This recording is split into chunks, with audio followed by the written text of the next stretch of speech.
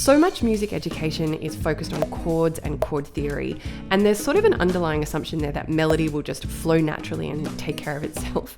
But there really are some very important core concepts in writing great melodies that if we know them, it's going to help our melodies connect with our lyrics and really ensure that our melodies are expressing ideas and emotions in a way that connects with a listener. In this video, I'm going to share 3 foundational principles in great melody writing that are really going to help beginner songwriters and even experienced songwriters level up your melody writing.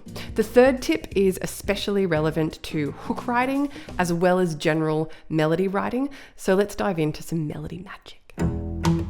One of the first things that I will talk about with songwriters who are having trouble blending melody and lyrics and really getting those two things to work together is to actually just speak your lyrics over a beat, over rhythm. Really start by immersing yourself in the natural rhythm of the words themselves. So this is really a tip for people who have lyrics and are coming at it lyrics first. Although that classic question of which comes first, lyrics and melody, well, the answer is yes, all of the above. Some songs will start some way, some will start the other way. But if we are starting with a song where we have some lyrics and we're trying to set them to melody, this tip is all about tuning into the natural rhythm of the words themselves, because it turns out that in the English language, words are constructed of syllables, and syllables have a natural stress pattern that when we are setting lyric to melody, that the melody retains the natural rhythmic pattern in the words that we are singing. But the key here is to actually speak the lyric in a number of different ways over a beat and really pay attention to setting the rhythm, making sure that you're not accidentally overemphasizing unstressed words. So let's look at an example, okay? Let's say I have a lyric like this. I took a bow to please the crowd. Inside that phrase, as you can hear it, there are certain words in there that contain natural emphasis. I'm not inventing it. I'm not making it up. I'm not making that decision.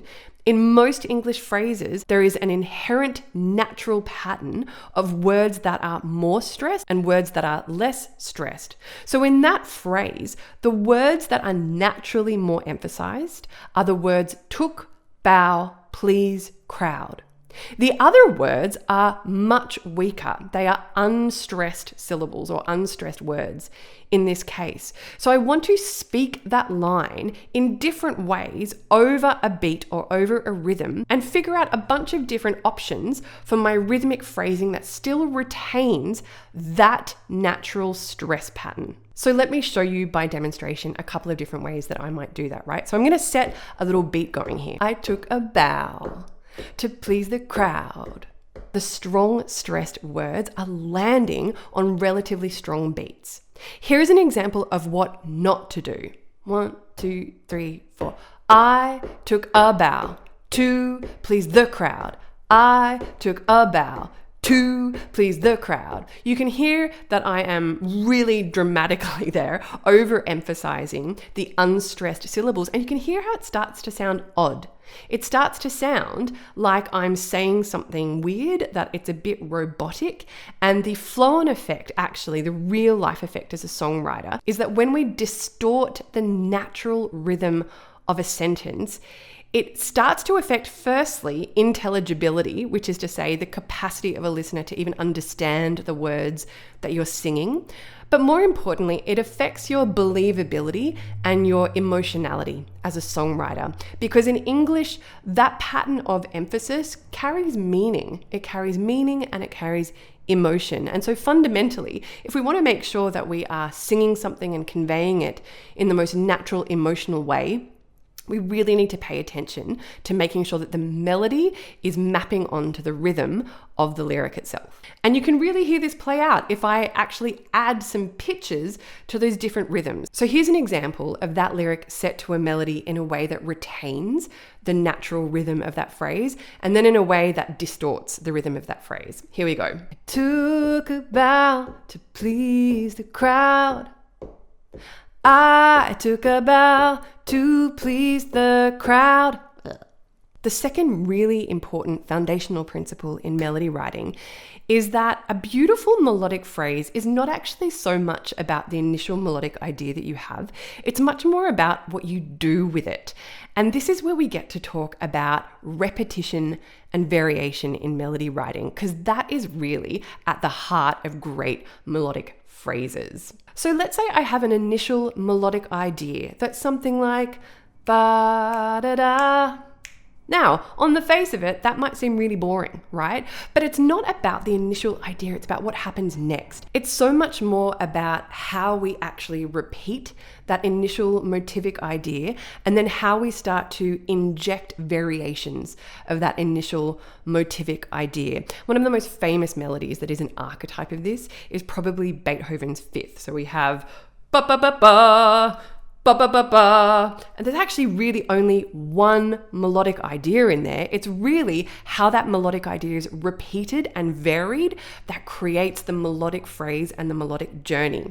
Now, I'm not calling Katy Perry Beethoven, but we can see the same principle at play in the song Firework by Katy Perry. There's really only one melodic idea in that verse, and that melodic idea is this. Da-da-da-da-da.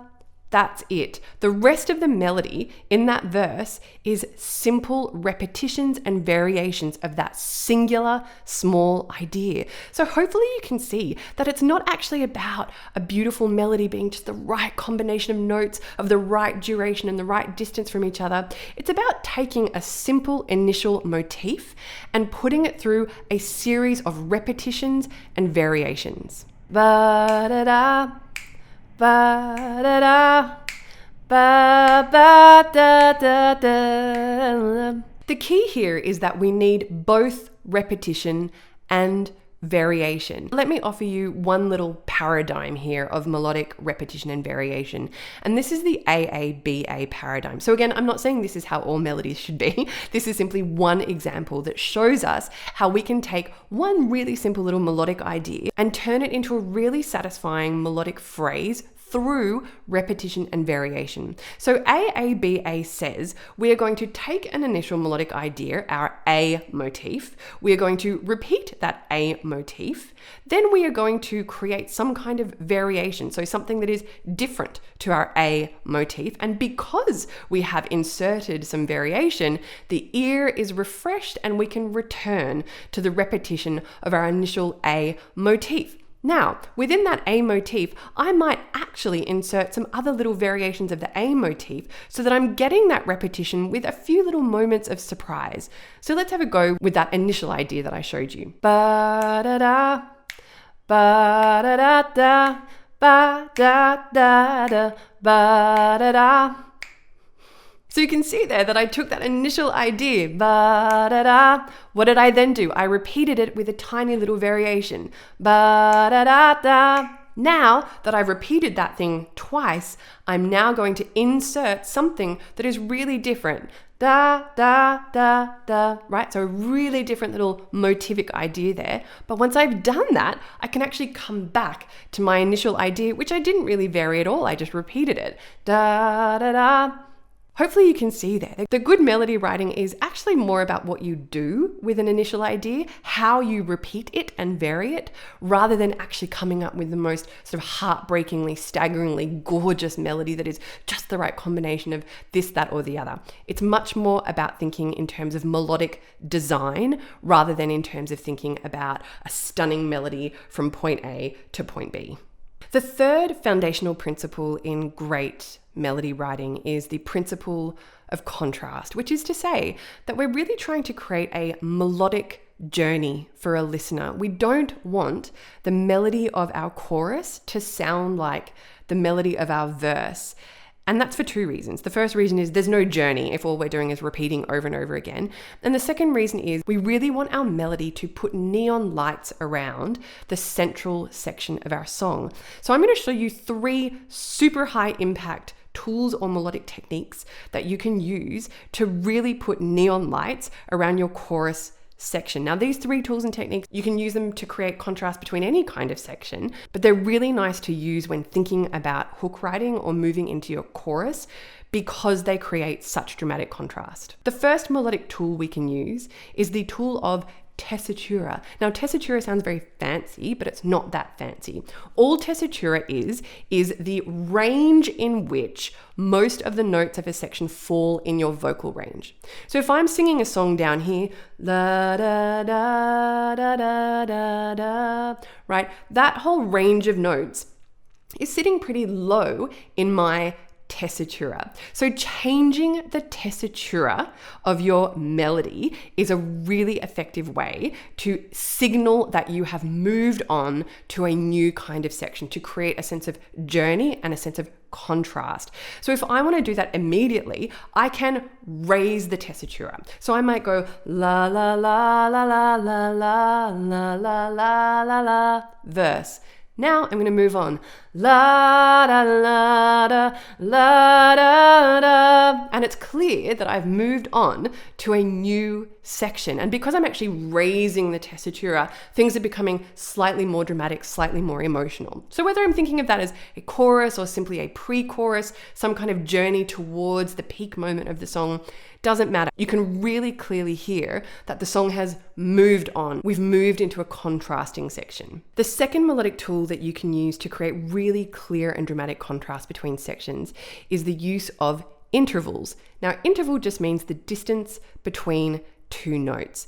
One thing to do is to look at the melody that you have written in one section and ask yourself, what is the biggest interval that I've used in this section?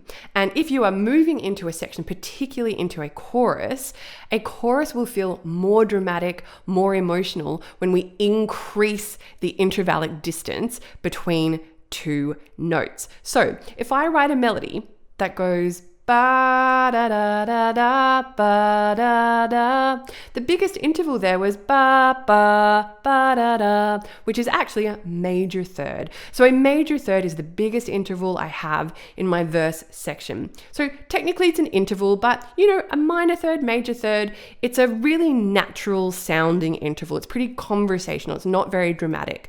So one tool that I can use is to increase the intervallic distance between notes when I'm moving into a contrasting section, and that's going to create a really dramatic sense of contrast. It's also going to put neon lights around anything that I put inside that bigger interval. So let's play a little example here I've just been fiddling with, okay? So I'm really deliberately going to contain the melody of the verse to restrict big intervals. But what you're going to hear is by creating that restriction, the interval that I introduce in the next section is really going to open things up and take things on an emotional journey. All right, here we go. Oh, oh, oh, oh, oh, oh, oh.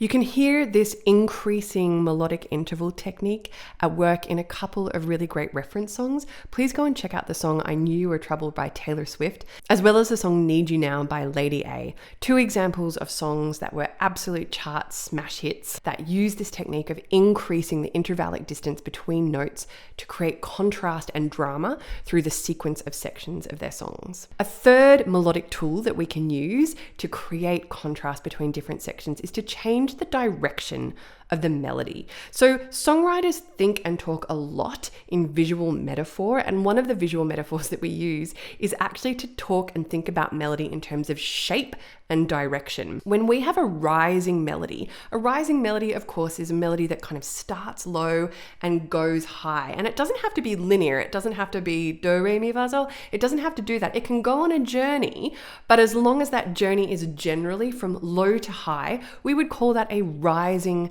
melody. And thinking in terms of direction and shape is really useful, because if we can identify that we've written a melody that is overall rising or based on rising shapes, then creating contrast by creating falling melodies in a contrasting section is a beautiful way to bring balance and symmetry and a sense of journey and variation into the melodic journey of our song and creates really effective contrast.